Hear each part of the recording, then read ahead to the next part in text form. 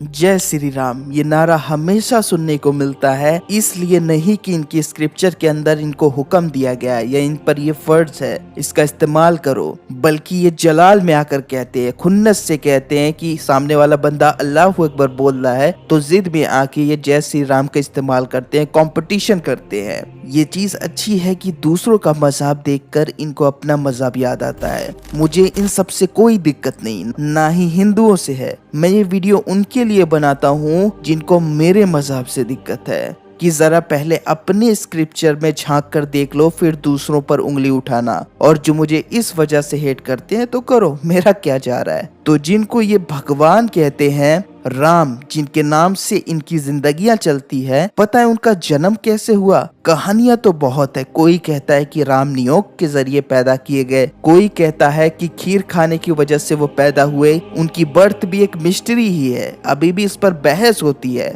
जैसा कि वाल्मीकि की रामायण के अंदर जिक्र मिलता है कि किंग दशरथ की कोई औलाद नहीं हो रही थी। किंग दशरथ को मतलब ना ही औलाद थी और ना ही उससे हो रही थी। रामायण के पहले अध्याय बालकांड में इसका जिक्र मिलता है। अयोध्या के राजा दशरथ बच्चे पाने के लिए यज्ञ की तैयारी कर रहा था। उस यज्ञ में भेड़, घोड़े, चिड़िया, सांप, लगभग सभी तरह के जानवर को सैक्रिफाइस करने के लिए रखा गया था।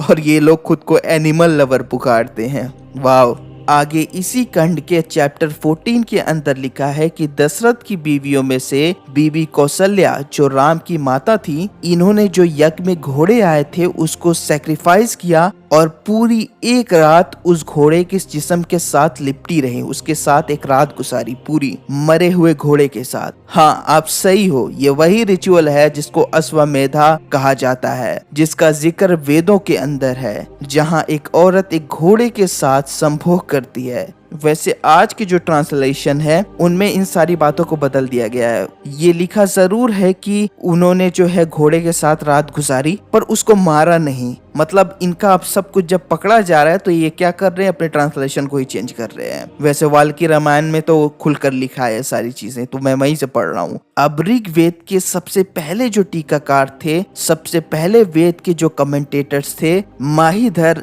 इनकी कमेंट्री पढ़ेंगे तो इन्होंने इस रिचुअल को क्लियरली एक्सप्लेन किया है। महीधर सबसे पहले कमेंटेटर बताए जाते हैं जिन्होंने ऋग्वेद का टीकाकार किया है, जो कि 14वीं, 15वीं, 16वीं सदी में ये मौजूद थे। पूरी तरह कंफर्म नहीं है कि किस सदी में ये मौजूद थे, लेकिन 10वीं सदी के बाद ही इनका जो है जिक्र मिलता है। इससे ये भी पता चलता है कि ये जो किताबें हैं ये 1000 साल पहले ही लिखी गई हैं। अब इसका हिंदी ट्रांसलेशन कुछ यूं होगा, बच्चे ना सुने, अगर बच्चे कोई सुन रहे हैं तो आप स्किप कर सकते हैं इस पार्ट को। इस मंत्र पर महीधर ने टीका किया है कि यजमान घोड़े से कहता है कि है वीर्य के सेचन करने वाले अश्वा, तू मेरी स्त्री की जंघा को ऊपर करके उसकी गुदा के ऊपर वीर्य डाल दे। हाँ, अर्थात उसकी योनि में लिंग चला दे। वो लिंग किस प्रकार का है कि जिस समय योनि में जाता है उस समय उसी लिंग से स्त्रियों का जीवन होता है और उसी से वो भोग को प्राप्त होती है। इससे तू उस लिंग को मेरी स्त्री की योनि में डाल दे। अब मुझे ये सब पढ़ते हुए अच्छा तो नहीं लग रहा,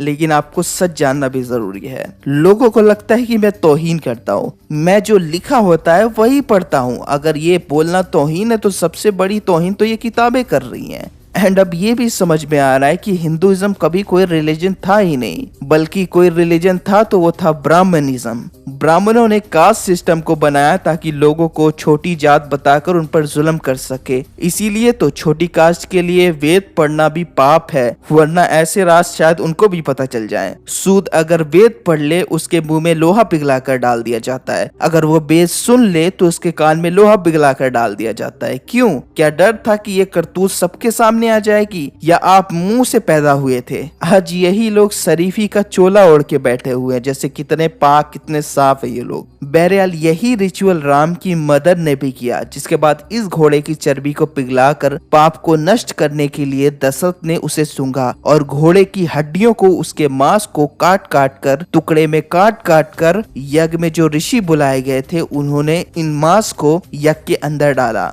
एनिमल लवर्स। अब आ जाते हैं राम की पैदाइश पर, जैसा कि मैंने बताया कि दशरथ से कोई औलाद नहीं हो रही थी क्योंकि वो नपुंसक था, क्योंकि उसकी 350 बीवियां बताई गई हैं। कुछ अलग वर्जन में तो 35,000 बीवियां बताई गई हैं। चलो, अगर दशरथ के अंदर कोई कमी नहीं थी, उसकी बीवियों के अंदर कमी थी, क्या सारी बीवियों के अंदर कमी थी? 350 बीवियों के अंदर कमी थी। इससे ये पता चलता है कमी किस में थी? दशरथ में थी। और ये भी है कि राम जब पैदा हुए उस वक्त दशरथ की एज 60,000 साल बताई गई है। अब क्या कोई इंसान इतनी एज तक जा सकता है? मतलब 60,000 बुढ़ापे का भी बुढ़ापा चल रहा होगा। इससे भी पता चलता है कि उसकी पावर भी खत्म हो गई थी, तो बच्चे कहाँ से होंगे? अब 350 या 35,000 बीवियों में से सिर्फ 3 बीवियों से उसके बच्चे हुए। टोटल 4 या 5 बच्चे बताए जाते हैं, जिनमें सबसे बड़े राम थे, 1-2 दिन छोटे लक्ष्मण। कोई ऐसा नहीं था कि उनमें बहुत ज्यादा एज का गैप हो, 2-3 दिन छोटे बड़े होते थे। और जितने भी बच्चे हुए वो यज्ञ के बाद ही हुए।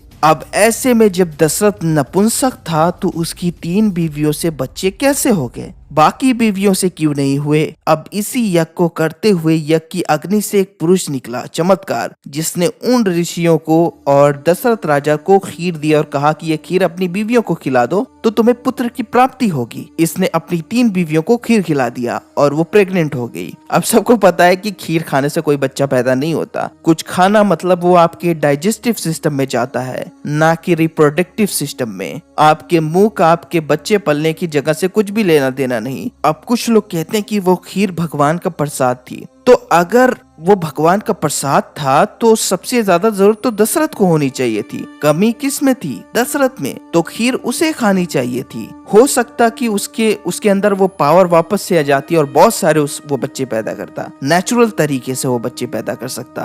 औरतें तो सारी ठीक थी, उनमें कोई गड़बड़ी नहीं थी, वो प्रेग्नेंट हुई ना। बहुत सारे स्कॉलर्स ये मानते हैं, जिनको बाद में क्रिटिसाइज भी किया गया, उन पर जो है आरोप भी लगाए गए कि ये गलत है, बाइकआउट भी किया गया, कि खीर से कोई पैदा हो सकता है। पहले तो उन्होंने ये सवाल रखा। अब हम सब जानते हैं कि उस जमाने में बड़े घराने के जो लोग होते थे, जो राजा महाराजा होते थे, जब उनको बच्चे पैदा नहीं होते थे, वो वेद के मुताबिक नियोग का इस्तेमाल करते थे, यानी कि जिसमें औरत दूसरे मर्द के साथ बिना शादी किए जो है फिजिकल रिलेशन बनाती है और बच्चा पैदा करती है। तो बहुत लोग मानते हैं कि यज्ञ में जो ऋषि आए थे तो इन 3 स्पेशल बीवियों को उनके साथ भेज दिया गया और इस तरह इनके बच्चे पैदा हुए। अब हिंदू इस चीज को बिल्कुल भी एक्सेप्ट करना नहीं चाहते। इन्होंने महाभारत के अंदर पांडव जो थे, 5 वो भाई थे, वो इसी तरह पैदा हुए, उसको तो ये लोग एक्सेप्ट कर लेते हैं, लेकिन इस केस को नहीं। ग्रीक्स का क्या था? ग्रीक्स के अंदर भी यही था। औरत प्रेग्नेंट हो जाती और कहते ये तो ज़्यूस की कृपा है। बस ग्रीक मैथोलॉजी वाले थोड़े बेशरम थे, वो खुलकर बोलते थे कि हाँ ज़्यूस ने फिजिकल रिलेशन बनाया है, वो प्रसाद वरसाद खीर वीर का नाटक नहीं करते थे। वेद खुलकर इस चीज के बारे में बात करती है कि बच्चा पैदा नहीं हो रहा तो दूसरे मर्द के साथ जो है फिजिकल रिलेशन बनाओ, बच्चा पैदा करो, इसमें कोई पाप नहीं। अब ऐसा बोलने पर हिंदुओं के अंदर क्यों आग लग जाती है, जबकि उनके स्क्रिप्चर ही इसको अच्छा कहते हैं। पर हिंदूस तो इस चीज को सुनना भी नहीं चाहते, वो सिर्फ अपनी किताबों के अंदर पिक एंड चूज करते हैं। ये किताबें अच्छी नहीं है, इसमें ये लिखा है, मैं इस किताब को मानता हूँ। उस किताब को लाओ तो दूसरा बंदा कहेगा कि मैं ये नहीं मानता, मैं उस किताब को मानता हूँ। तो इनका बस यही चलता रहता है, ये जो है पिक और चूज ही करते रहते हैं।